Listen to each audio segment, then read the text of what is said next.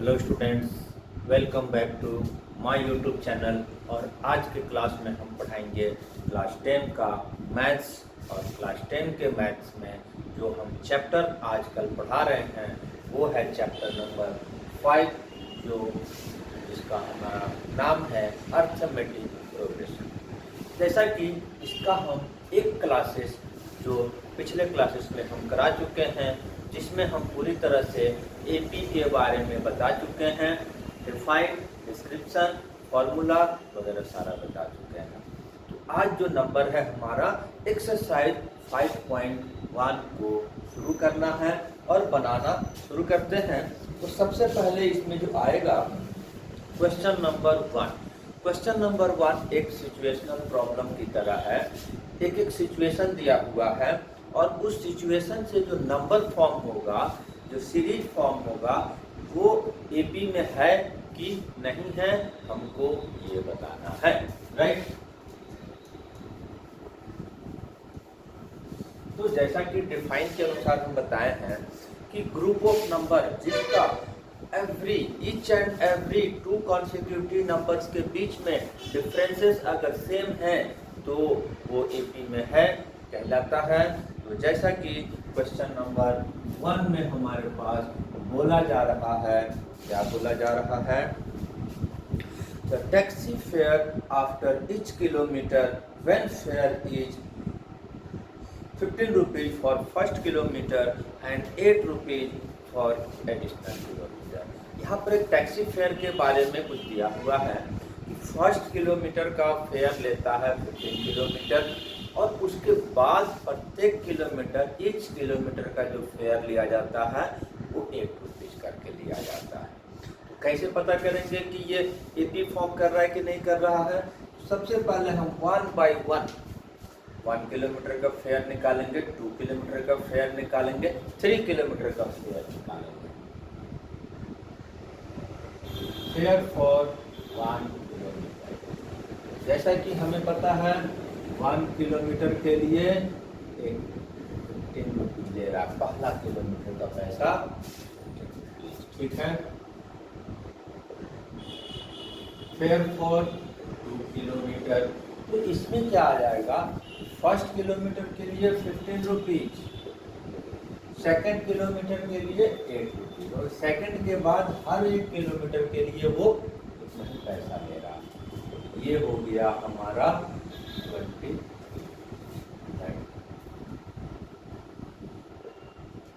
Fair for 3 kilometre, तो इसमें फिर से हमारे पास फर्स्ट किलोमीटर का फेयर 15 रुपीज और बाद का प्रत्येक किलोमीटर में 8 रुपीज, तो इसके बाद बच कितना रहा है? 2 किलोमीटर। 8 इंटू ना हो जाएगा 8 2 जा 16 और 15 31। ठीक है। 3 किलोमीटर का फेयर हो गया। 3 या 4 टर्म तक कम से कम निकालेंगे। फेयर फॉर 4 किलोमीटर, ये 15 तो हो गया फर्स्ट किलोमीटर के लिए। नेक्स्ट जो अगला 3 किलोमीटर और बच रहा है वो 8 रुपीज के अनुसार आएगा। 8 इंटू 3, 8 3 जा 24, 24 प्लस 15 39। राइट। अब हमारा जो सीक्वेंस अगर बनेगा तो क्या बनेगा? एक 15, एक 23 और एक 31, और ये तो हमारा जो सीक्वेंस बना वो 15, 23, 31, 39। राइट है। अब इसको हमको देखना है ये एपी फॉर्म कर रहा है कि नहीं कर रहा है। तो ये तो वर्बली भी दिख रहा है। 15 में 8 प्लस किए 23 आया, 23 में 8 प्लस किए 31 आया, 31 में 8 प्लस किए 39 आया। यहाँ क्लियरली डायरेक्टली भी दिख जा रहा है कि difference between any two consecutive term is 8। Therefore this situation form an AP. Right. Check करने का तरीका, मैथमेटिकली जो बनाने का तरीका है वो ये है। सेकंड से फर्स्ट माइनस किए 8 आया, 13 से 8 आया, 39 से 31 8 आया। इसको इससे माइनस कर देंगे, इसको इससे माइनस कर देंगे, इसको इससे माइनस करेंगे, तो difference between any two consecutive term is same, therefore this form and therefore this form and right. तो इस तरह से हमको कभी भी एक सिचुएशनल प्रॉब्लम करके देगा तो उसका ईच एंड एवरी टर्म को हम निकाल लेंगे और उसके बाद difference between two consecutive term सारे का निकालेंगे, मतलब 3 से 4 टर्म निकालेंगे और प्रत्येक के बीच का डिफरेंसेस निकालेंगे।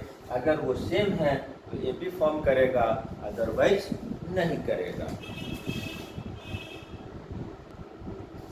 अब हम इसके बाद क्वेश्चन नंबर इसी का में आते हैं।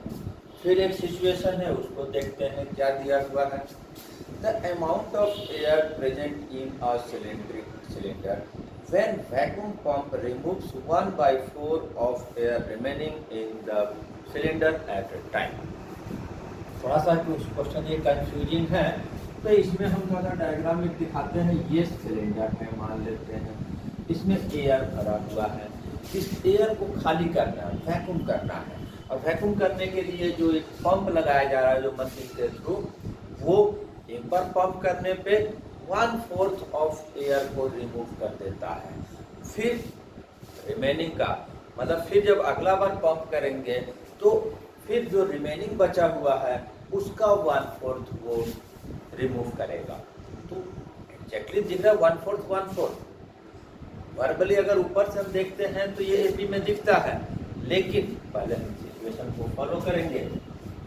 Late air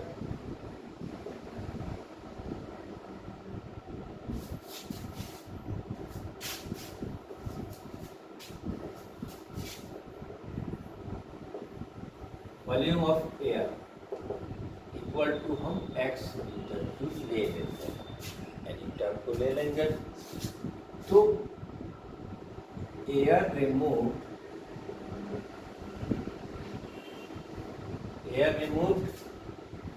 in first pump. पहला बार जब हम पंप कर रहे हैं तब कितना निकल रहा है, तो निकल जाएगा कितना x/4 मीटर क्यूब निकल जाएगा। रिमेनिंग एयर कितना बचेगा,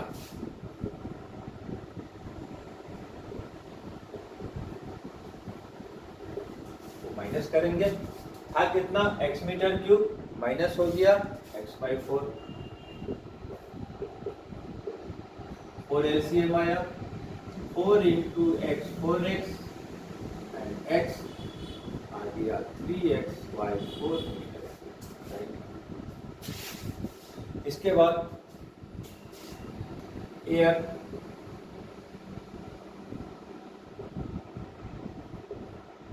pump out remove in second attempt, दूसरी बार प्रयास कर रहे हैं तब कितना निकलेगा। फिर क्या होगा 1/4 of remaining that is 3x/4 कितना हो जाएगा 3x/16 पंप आउट हो गया, निकल गया बाहर। फिर रिमेनिंग एयर कितना बचेगा वो निकाल लेंगे।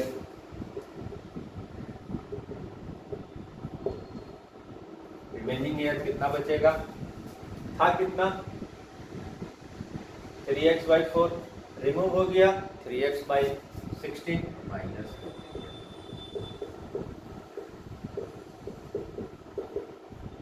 ये एलसीएम आ गया 16, 4 और 16 का 4 से डिवाइड हुआ 4 आया, 4 3 जा 12 है, 16 डिवाइड होके कट गया, बच गया 3x, माइनस होके कितना आ गया 9x/16।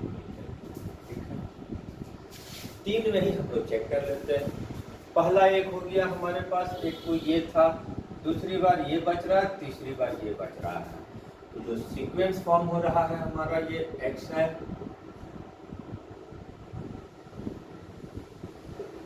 थ्री x/4 है, 9x/16 है। 3 में ही चेक कर लेते हैं, अगर आ गया सही तो ठीक है।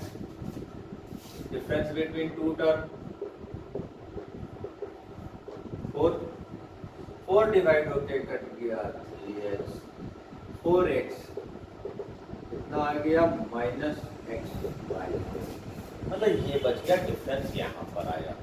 दूसरे वाले केसेस में क्या करेंगे, सेकंड से थर्ड से सेकंड को माइनस कर देंगे, फिर एलसीएम आया 16 दैट इज 9x, 4 से डिवाइड हो गया 4 आया और 3 जा 12x कितना आ गया -3x/6। दोनों डिफरेंसेस जो है सेम नहीं आया, therefore in this situation AP is not found, right? Therefore this does not form an AP, इसमें AP फॉर्म नहीं हो रहा है, ठीक है। तो इस तरह से क्वेश्चन नंबर 2 इसकी का हमारा बन गया। और इसके बाद क्वेश्चन नंबर 3 का सिचुएशन को देखते हैं। तो मतलब ये क्या है कि जो सिचुएशन है उसकी मीनिंग को समझकर हमको उसका टर्म फाइंड करना है और हर टर्म का डिफरेंसेस को देखेंगे, और उसके बाद अगर डिफरेंसेस किसी भी दो लगातार टर्म के बीच में डिफरेंसेस सेम रखता है तो वो HP फॉर्म करेगा, अदरवाइज नहीं करेगा।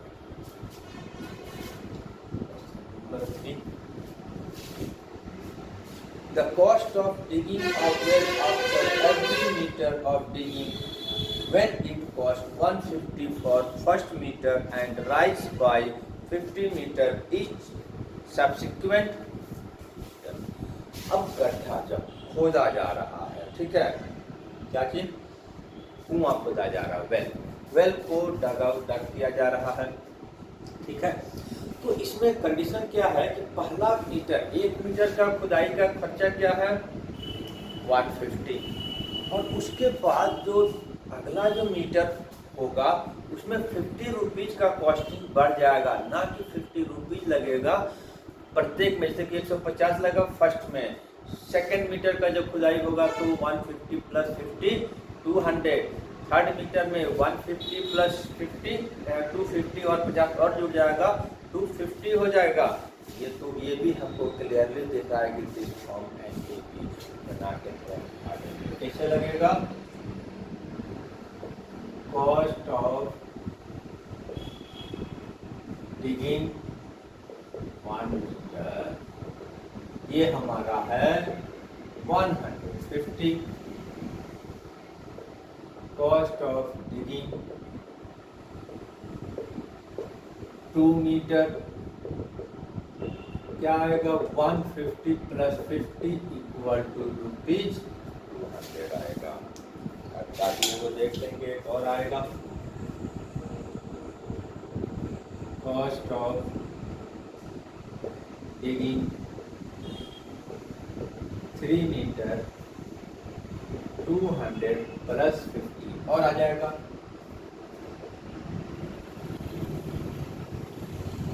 250। तो सीक्वेंस जो हमारा बन गया, हम 3 पर ही देख लेते हैं, हालांकि 4 पर देखना चाहिए। तो यहाँ पर तो 50 का डिफरेंस दिखाई दे रहा है। कैसे होगा, सेकंड टर्म में से फर्स्ट टर्म को माइनस कर दिए 50 आया, थर्ड टर्म में से सेकंड टर्म को माइनस कर दिए ये भी 50 आया।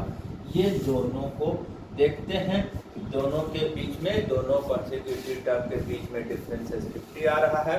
Therefore this form has therefore this situation form and B because why can I tell you, because the consequent difference between two consecutive terms were formed in this situation is same, therefore this form and B right है।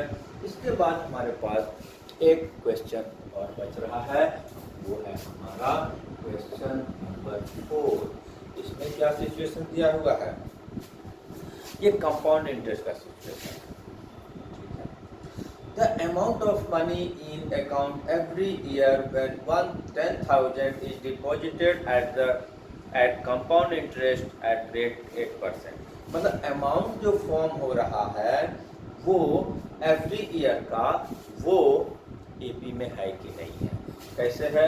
तो हमारे पास यहाँ पर P principal जो हम bank में से ले रहे हैं या दे रहे हैं, तो जो अमाउंट है वो प्रिंसिपल है वो 10,000 है, रेट जो है हमारा 8% है और टाइम पीरियड तो 1 2 3 ऐसा लेंगे और इसके बाद अमाउंट जो बन रहा है वो हमारा एपी में है कि नहीं है,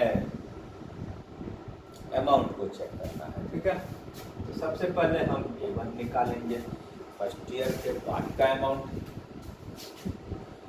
फॉर्मूला 1 + P इंटू 1